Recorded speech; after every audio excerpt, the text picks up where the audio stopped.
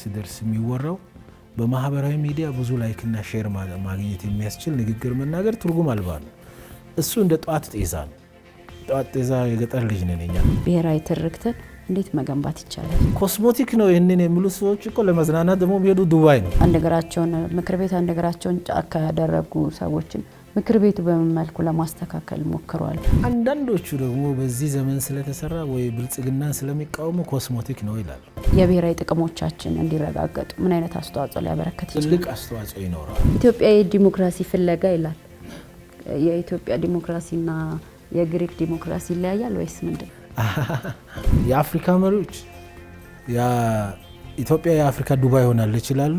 የኛዎቹ ደግሞ ምን ይላሉ? ኮስሞቲክ ነው ምናምን ነው ሊሉ ይፈልጋል። የብልጽግና ፓርቲ ብቻ ሳይሆን የተለያዩ ድምጾች የሚሰሙ የኢትዮጵያውያን ፍላጎት የሚወክል ምክር ቤት መሆን አለ። እንዴት አዩት እርስዎ እንደ መንግስት? የፖለቲካን አጀንዳ በኃይል ማስፈጸም ነው አይደል? የማህበራዊ ሚዲያ ውስጥ ቫይራል የሆነ ንግግር ለማግኘት መናገር አይደለም ምርጫ ማለት። ምርጫ ማለት ሀገር የሚቀይር ለማን ነው ተምሳሌት የምትሆነው? አንድ ወገን ድምጽ ብቻ ይዘው የሚገቡ እንዳይሆኑ ምርጫው ሰላማዊ እና ክፍት መሆን አለበት። ይህ ሂደት የፖለቲካ ሊቃን ጥቅም ብቻ ሳይሆን የኢትዮጵያ ዘላቂ ብሔራዊ ጥቅም የሚረጋገጥበት እንዲሆን መንግስት ምን አይነት ዋስትናዎችን አስቀምጧል? ኢትዮጵያ በአጭር ጊዜ ውስጥ የአፍሪካ የብልጽግና ተምሳሌት ትሆናለች። ወሳኝ ምዕራፍ ላይ ደርሷል።